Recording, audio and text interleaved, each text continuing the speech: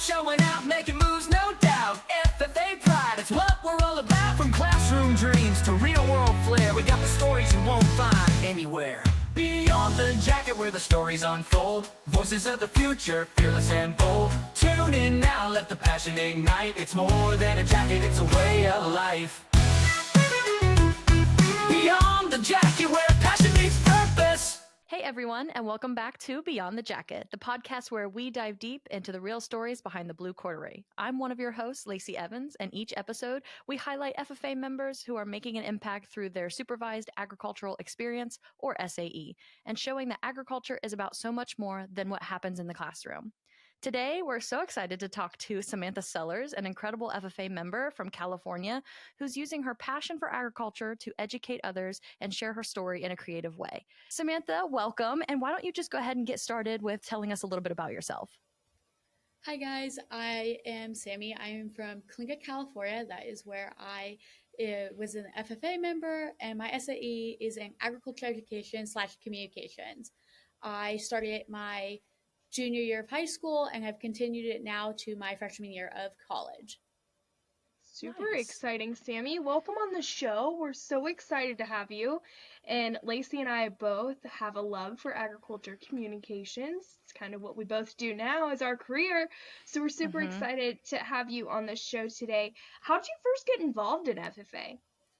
So I have a fun FFA story. My mom and my grandfather and my uncle were all FFA members, making me third generation FFA member. So it was kind of like tradition, but originally I had been working with the Ag Boosters for about 5 years before I joined the FFA, and I did not want to join the FFA. I wanted to be an ASB. I had a position with ASB, and I kind of was reluctant to join, but my mom told me kind of had to my first year of high school. I could switch out after, and then obviously I never switched out. It really stuck. I fell in love with prepared public speaking, Krieg, all that fun stuff, and ended up going all the way till now. I'm looking for getting my American degree and my state proficiency hopefully this next year. And I just never left the FFA. I love that sense of rebellion in the beginning because I kind of had that too. I actually didn't take agriculture education FFA as a freshman because I felt like my brother was pushing it on me, and I was like, no, I'll show cows, but I'll stay in 4-H. And I took home economics, which I don't know what that's considered now, but then I immediately regretted it and got into FFA as a freshman, and now kind of low-key regret not doing it just right out the gate. I don't even know what home economics is. Well, I've never okay. even heard of it. Paige, we're going to start having a blooper reel of every time you try to make me old without exponentially saying, hey, Lacey, you're old. I'm sorry. Anyway, I was kind of the jump right into FFA because it's what I thought my niche would be, or something that I found kids with similar backgrounds. I was bullied in middle school and I switched schools because of it. And then when I switched schools, I needed friends. So I found FFA. So FFA kind of saved my life, or in a way it saved me and my spark, if that means anything. But I found my SAE and that just ignited a fire inside of me. Sammy, tell us a little bit about your SAE. What inspired you to start it? So I didn't get involved in Ag Communications till my junior year of high school. I actually did plant research and poultry production before I even got into Ag Ed or Ag Com. But I joined my FFA experience. That was my first kind of taste of Ag Communications. I was their marketing person for a while, and I helped create content. I helped with team meetings. I talked to people about the FFA, and I really, really enjoyed it. And then my sophomore and junior year, I gave a speech about farmer suicide, which has been something I was really interested in, something I did a lot of research in, and that kind of created One Farmer at a Time, which is one of my Ag Communications SAEs. I go around giving speeches about farmer suicide. I create different social media posts about farmer suicide, kind of different resources and different things you can check out, people who you can help and who can help you. And I also have Agriculture Around the World, which was started kind of out of boredom, if I'm going to be honest. I had ran for regional office my junior year of high school, and I did not get elected. And I was just so sad. I needed something to kind of pour my time into and pour my heart into. And so after attending a USDA Ag Discovery Camp at Fresno State, I kind of was like, wow, I got to learn about all these ag industries I didn't even know were happening in my own backyard. And so I created Ag Around the World, and it was all about different ag industries. I've partnered with people in cattle to talk about their cattle operations. I've partnered with different FFA members to highlight their SAE projects, like Ali Long, who does greenhouse management. I did a whole thing about greenhouse and irrigation, and just kind of, it really helped me kind of decide where I'm going to go in life. It decided my major, which was really cool. I'm now majoring Ag Communications. So I really am happy I had the SAE experience that I do. That's awesome. So Yeah, I cool. really like hearing that. So, was the SAE specifically, were those like social media pages like the One Farmer at a Time? Like, what exactly was that? Like, I'm sorry, I'm trying to make sure I understand fully what your SAE was. So all of them started off as Instagram pages. Okay. My FFA is Instagram and TikTok, and then One Farmer and Ag Around the World are both Instagram pages. They've kind of spread around to be more or less Instagram pages. Like now I do kind of public speaking things. I've talked to different assembly members back home in California. So they've kind of branched off, but they did originally start as Instagram pages. Okay, That's cool. the same Yeah. journey as Front Page Ag. Yeah. So, in this is awesome because it's so similar, Sammy. I ran Front Page Ag, which is a play on my name, and a nickname I was given as a little girl that I was gonna make front page news one day. But I wanted agriculture to be the front page news. I wanted the good news about agriculture instead of all of the misconceptions we see on the internet. Excuse You me. got real hick there for a second. Excuse me, the internet we see these days. And I just started telling about Florida agriculture, more specific than your Ag Around the World project. However, it's grown to be public speaking, keynote speeches, now on to be on the jacket, and other different platforms and things of that matter. So we kind of have that in common, and I love that your platform speaks to mental health. I know it's becoming more of a hot topic to talk about in agriculture, but it's something that is just now coming to the surface. What inspired you to go that route with one of your SAE projects? So the first kind of experience I had with farmer mental health was my sophomore year of high school. I was doing, midnight scrolling on TikTok and saw TikTok, and it was farmers are 3.5 times more likely to commit suicide. And that kind of stuck, and I was kind of looking for a topic to write my prepared speech on. And I hadn't found anything. I think I wrote something about pistachio chill hours. That was something super boring, and I didn't really like. And so in the span of 25 minutes at 3 a.m. in the morning, I wrote a speech about farmer mental health, sent it to my ag teacher at 3 in the morning, and was like, what do you think about this? And the next morning, she was like, we're going to have to check with the regional office, or not regional officer, regional coordinator to make sure you can even say this because it's such a sensitive topic and I don't want to kind of have you go give the speech, get your hopes up, and then it become like something you're not allowed to speak about or get you DQ'd or anything. And so we waited, we got the green light, and I ended up writing that speech. I gave it, I ended up placing second that year, and then I rewrote the speech, made it so much better, and then gave it my junior year of high school and placed really well again. I've given that speech at different FFA events, whether it was banquets. I've given it at Grange halls all across the state of California. I've given that speech to assemblywomen. So that speech kind of set off this kind of chain reaction. I created the first Instagram account for One Farm at a Time the end of my junior year. And then we started really heavy the beginning of my senior year. I got a team together. We have created multiple social media campaigns for national suicide awareness. And then this year we created stickers, and now we sell these mental health awareness stickers. And hopefully it's either going to go to an ag mental health charity, or we're hoping one day to turn this into kind of a nonprofit organization, scholarship program to give scholarships to future ag advocates.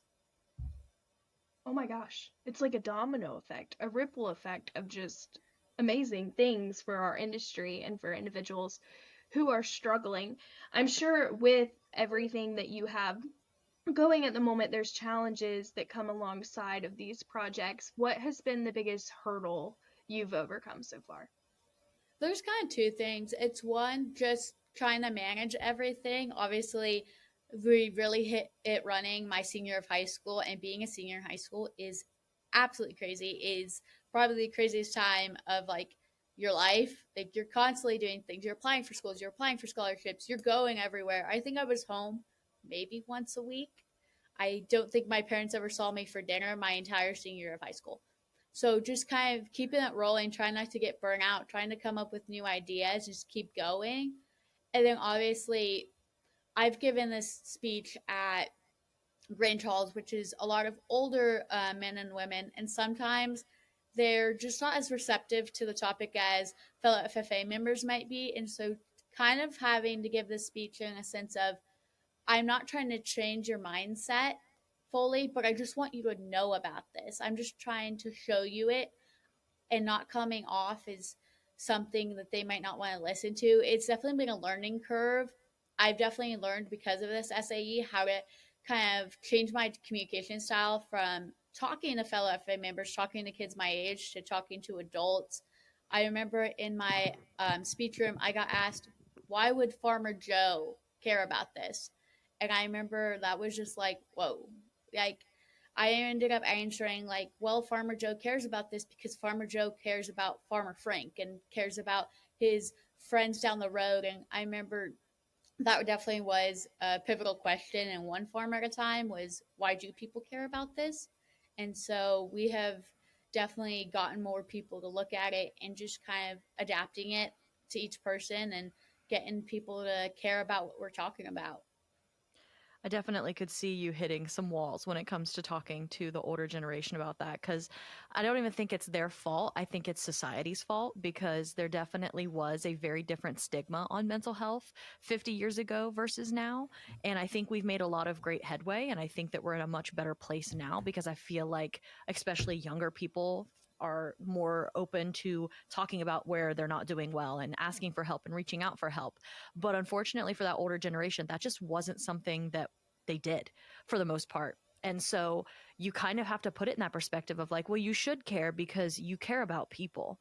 And if you knew somebody was struggling, but you didn't see it physically, you should still care as much, because that doesn't mean that it's any less impactful to them day to day, just because it's mental and in their head where their brain happens to be. So of course it's in their head. But I really do think that's really inspiring, because especially knowing that you can meet that like backlash, getting those hard questions that might stump you and you're like, oh my gosh, I can't go out and speak again. Like, I don't want to look stupid in front of people again. But knowing like, no, there is purpose for why I'm doing this. And those questions spark a conversation. And at the end of the day, if that's all you can accomplish is just having a conversation, I mean, that's still a win. Yeah, you mentioned, Sammy, like not having to change your mind, but just making it a thought in your mind. And that's so true as far as really any agriculture misconception or issue. It's mostly because people don't know. And then because they don't know, it's new. And new doesn't always mean that they're receptive to that information. And I think it's unique in the way that you're like, I just want to have a conversation.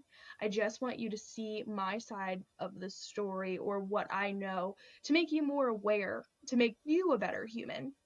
And that's so unique. And there's different corporations here in Florida that have really taken off with the mental health crisis in agriculture, as far as like Mind Your Melon and different things like that, which I'm sure you're familiar with if you're hoping to start a nonprofit, which I think is really exciting.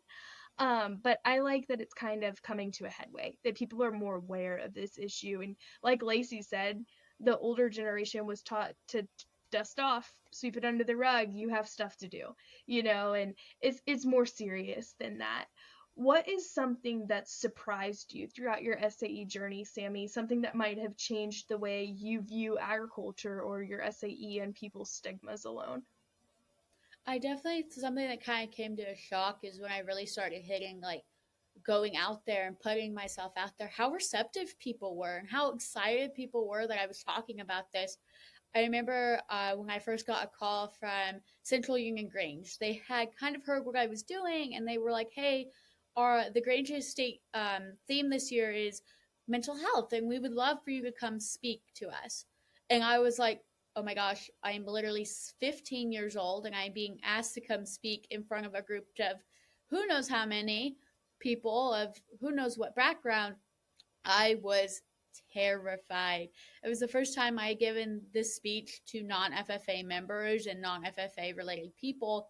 And I remember after it, them being just so proud that a young person was advocating for this, that someone was finally talking about it, that someone had the courage to speak it. And I've definitely seen that all across different people I've worked with now, whether that was California Farm Workers Foundation that I spoke to recently, or different assembly women who are super excited that someone, literally anyone, was just going out there and talking about it. I've seen it in my own local community when I've done farmers market booths. People didn't know this was a problem. It wasn't something that's advertised on a billboard. They didn't know it existed. They just kind of, if they heard anything about it, again, swept it under the rug. Not my circus, not my monkeys. And just seeing how receptive people were, just seeing how happy everyone was to see someone talking about it has kind of created a ripple effect. I've now helped kids use One Farm at a Time as their CSI for local county fair pageants. They've used it. I've had people join for their proficiencies. I've had people give speeches about One Farm at a Time and what we're doing in farmer suicide. I'm currently helping a girl learn her speech for prepared this year, all about farmer suicide and farmer mental health and what One Farmer at a Time is hoping to do in the future. Wow. That really shows that your SAE has taken off. And when you mentioned it in the beginning, I knew what it was.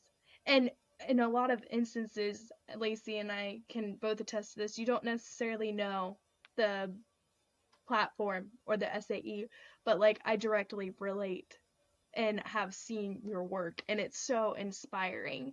You're learning by doing throughout your entire process. What skills have you gained? Definitely communication. I remember when I first started, if you scroll all the way back to like the bottom of my any of my ag platforms, the design you could definitely tell was made by a 15-year-old student. And it's definitely changed now. I'm much more of a Canva expert, if I will. I've learned how to do different things. I've started exploring Adobe. I've learned how to talk to people overall. If I could, I got this pointed out to me by a friend the other day because I make a TikTok video. He's like, wow, like from when you were a freshman who could barely get the creed out to now, you sound like a news reporter. Like you have definitely developed your public speaking abilities. And it's something I really count to my Ag Communications project is you get out there, you have to talk to people. You're at my farmers markets, I'm talking to a range of people. I've talked to kids from the age of 5 all the way to adults past the age of 80. So definitely learning how to talk and learning how to communicate with something. It was a skill I got from Ag Communications Education, and just how to connect with people. I've made so many different industry connections just because I've sent an email, just because I've walked up to them at California FFA conference and been like, "Hi, this is who I am. How's your day?" It's something that I really hope a lot of kids from Ag Ed or Ag Com projects get is just the ability of how to talk and who to talk to and how to just put your message out. Yeah, Lacey, absolutely. you Huh? always say, I said, you always say that FFA members are set apart. And Yes, they are, because there's a big difference with a lot of FFA kids because there are those big factors like public speaking. And so you can always tell because they're usually a lot more well versed and they kind of hold themselves a little bit different. And yeah, networking is something that you don't truly realize how important it is until you, I think, do age a little bit. Because especially like I know a lot of FFA members when they go to a national convention, it's like, I'm just here to party. Okay, my mom's not here and I'm staying in a hotel room. I'm about to get crazy. But you know, you have every single major ag company right there with a booth ready to take interns. And just making those connections and going up to those people can change the trajectory of what you end up majoring in, what you end up doing outside of high school. So I definitely think that you can always kind of tell the FFA kids apart. It is true. Yeah, yes, I definitely think just learning, definitely going up to people at booths has helped. I've spoken to people at booths and they just happen to remember me. And because of that, I have gotten offered opportunities that if I had not done that, I never would have had. I have gotten scholarships just because I went and said hi and they remembered my face, they remembered my name. I've gotten offered internships because of that. And definitely my FFA has set me apart. I got recently offered an internship with Pepsi. And when I was talking with her, asking what like kind of made me stand out. She goes, your FFA experience, the things you did in that jacket, the things you do with one farmer definitely set you apart. And I think FFA does that really well for kids and helps us kind of set ourselves apart from everyone else. That's an awesome opportunity, girl. That's such a large corporation, and moving forward with what you want to do in communications, it really shows a testament to where FFA can lead you, and these skills in your blue jacket that you might think at that time are just soft skills you're gaining as you're competing in a competition that you really want to win. But when you look back and you step outside of that jacket, kind of like Lacey was saying, when you step out or you grow up a little bit and mature more, you understand the benefit that the organization had on us as far as our networking, our connections, our way to communicate with others, and the opportunities that present itself. And I don't think until you're out of the jacket that you appreciate that as much. I know I didn't. I know I valued my time in the jacket when I was in it, but I didn't realize how much it had done for me professionally and personally until I hung it up for the final time. So, is there any specific skills, Sammy, prior to communication, that you might attest your FFA journey to? Something that you know directly FFA has made you grow? Definitely interviewing. That's something that you have to do a lot in the FFA, whether it's officer positions, scholarships in the FFA, proficiencies. Basically, everything revolves around some type of interview. And I definitely feel like FFA helped me with my interview skills. I mean, I help my friends now. How should they answer interview questions? They're all like, how do you know to answer like that? And I'm like, this is like my 18th milling interview. This is cupcakes to me. Like this is super easy because the FFA prepared me to kind of step into a job market. And then honestly, writing. I started off as not the best writer, but now I could probably put an essay down in 2 seconds, and it doesn't even have to always be around ag. Something I've gotten a lot of cred here, especially at K State, was I've had people come up to me and be like, "You're a really good writer. Like, where'd you get those skills?" I'm like, FFA. I learned how to write speeches. I've learned how to write application questions, whether it was for proficiencies, scholarships, all that fun stuff. So definitely writing and interviewing are skills that FFA sets kids up with that a lot of us don't appreciate until we're trying to get internships, until we're trying to get into college, until we're kind of now needing these skills. Do we realize that FFA definitely gave them to us? Yes, girl. Absolutely. You're clearly passionate about telling agriculture's story, whether that's through interviewing, writing, social media, or just being a voice like on our podcast today. Why do you think advocating for our industry, for farmers' mental health, is so important? Advocating for our industry is really important just because if you don't talk about it, they're just going to go with what they hear. One of the things I remember is this is going to sound crazy. I had kids I grew up with, even though we were 25 minutes from a dairy, who did believe chocolate milk came from brown cows, who didn't know that their food came from producers literally 2 blocks away. And they just thought, oh, it comes from our local grocery store. If you don't tell them about it, they're just going to go with what they hear. They're just going to go what's on the news, what their parents tell them. They're just going to go with what's told and not what you could tell them. And I think definitely just advocating can change a lot of people's minds. Like my friends didn't know that all poultry doesn't have antibiotics. They thought it was just certain brands that weren't using antibiotics that marketed it that way, or they didn't know lettuce is literally grown 25 minutes from where we live. We're the number one lettuce growing county in the state of California. We produce like 75% of lettuce nationally wide. We have the largest population in California actually when lettuce season is happening, lettuce harvest. So they get to know all that, and just getting to tell them it is really, really fun. And then farmer mental health is really important to advocate for, because the average age of a farmer is 58, obviously.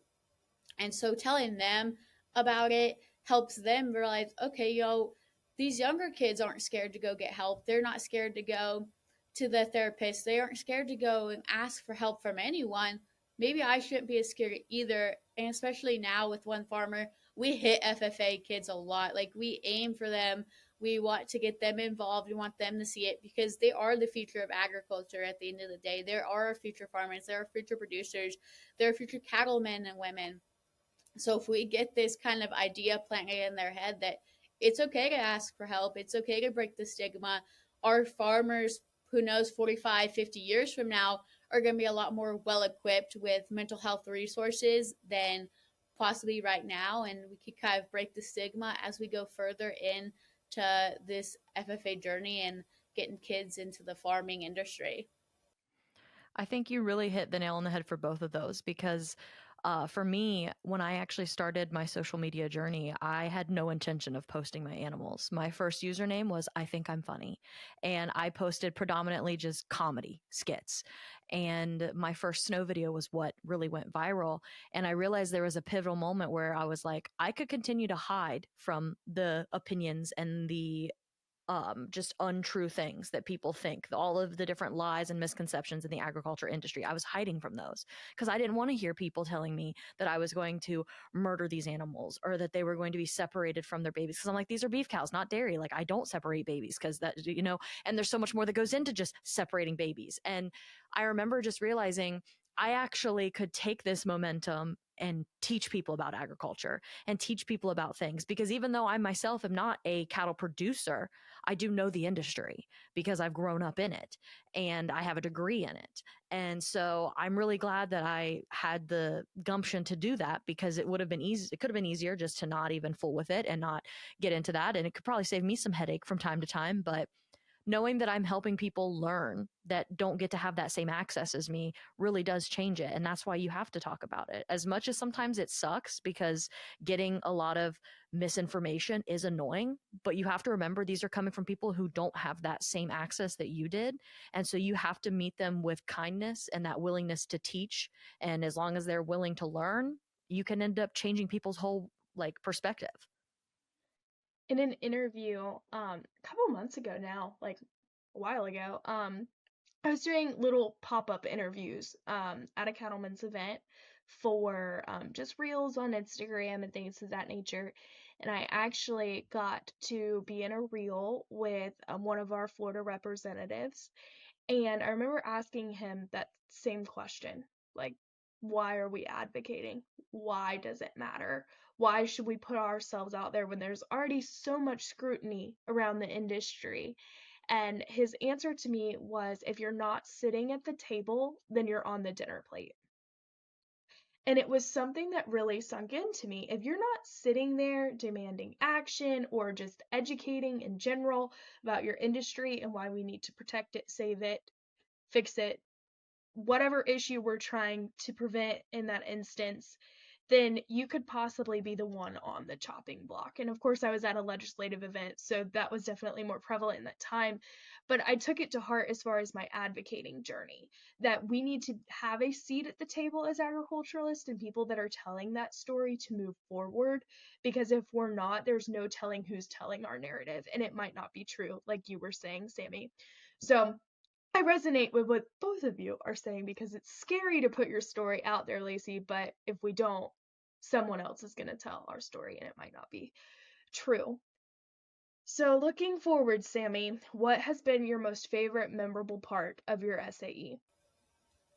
Definitely getting to talk with local legislators. I worked with Assemblymember Shori and Assemblymember Macedo, just kind of talking with them what one farmer at a time is, what we're doing.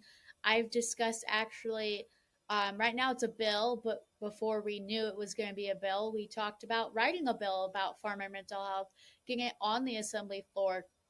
It's not currently in chambers, which is super cool to think about. But we've talked about give back dinners. I've connected with farm bureaus to do give back dinners we're working on for next year. just getting to talk with people has been something I've been so cool about. Last July, actually, I got recognized not only for one farmer, but also a National FFA scholarship on the assembly floor. And just getting to talk with people after the recognition was super cool, getting to talk to these assembly men and women who had been in the industry for years, who did not know this was a relevant issue, and just getting told, thank you for bringing this to light. Thank you for talking about this. Thank you for advocating for an industry we love so much. And just getting to do that was super cool. I got to do that both in July.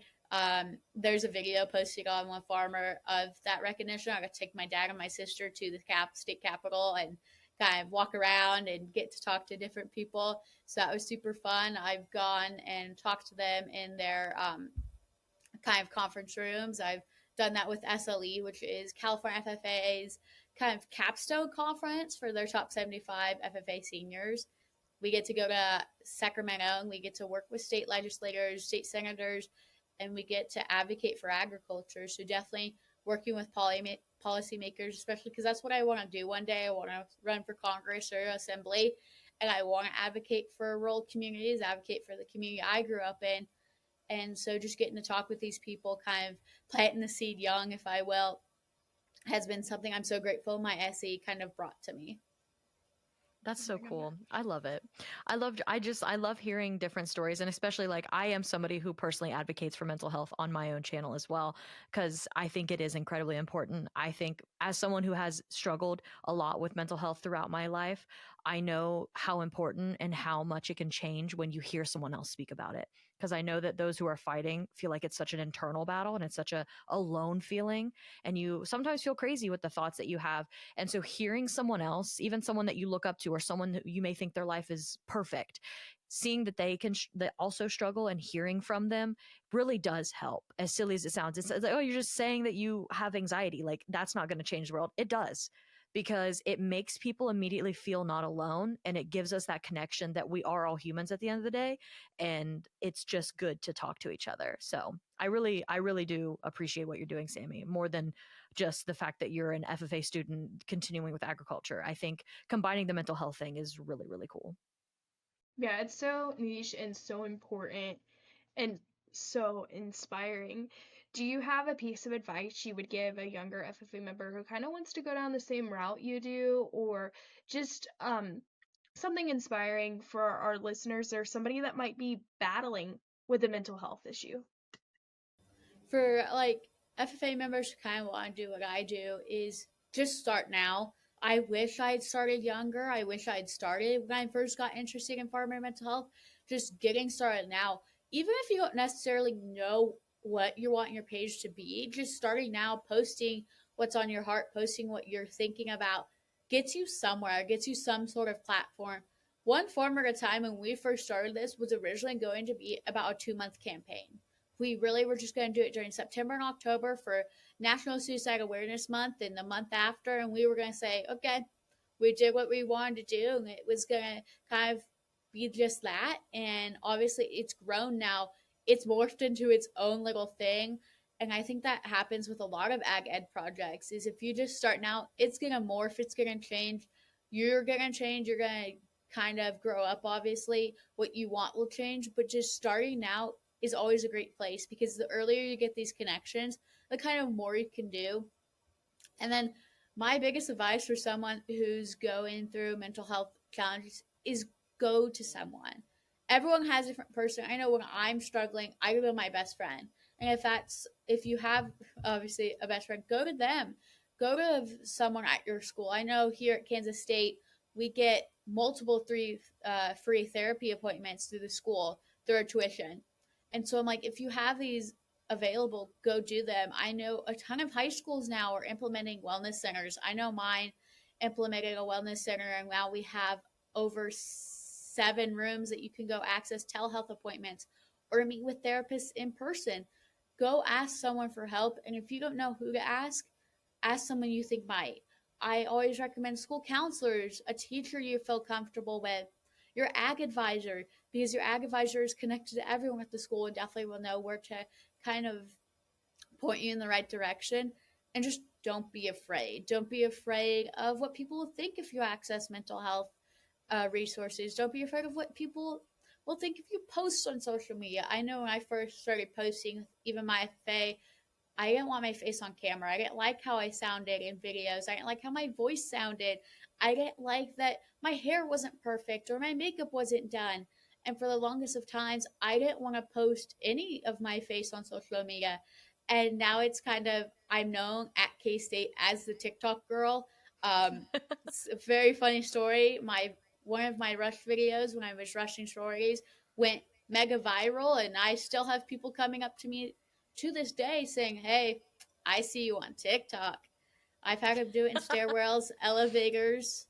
It doesn't get easier, um, but you definitely at some point you're just not gonna care what people think about you posting. I know at the end of my senior year, I was like, if someone thinks I'm goofy for posting on social media, then they can think that all they want. I'm having a great time over here. I know I'm making change, and just not to be scared. Don't be scared of what people are gonna think of you, and just kind of start now and have fun. That's so valuable. So valuable. Do you. Be Yeah. you. That's that's the best thing you can be, is yourself. Something that you'll learn at 30 once you get where I am is the only person you care to impress is not only yourself but your younger version of you. And so at the end of the day, it does not matter who has a bad opinion of you, because as long as you make the person looking back at you in the mirror proud, you've won, because there's a lot of people who leave this earth without being able to say they did that. So the younger you can do it, the better off you end up being. Absolutely. Well, Sammy, thank you so much for joining us today on the podcast and for sharing your story. It's been amazing hearing about your journey and your project with Farmers Mental Health and your passion and the impact you've made through your wonderful SAE. And I know that Lacey and I will definitely be going to look at one farmer at a time and supporting you further in your SAE journey. So, listeners, please follow along on Sammy's journey, and we will see you next Friday.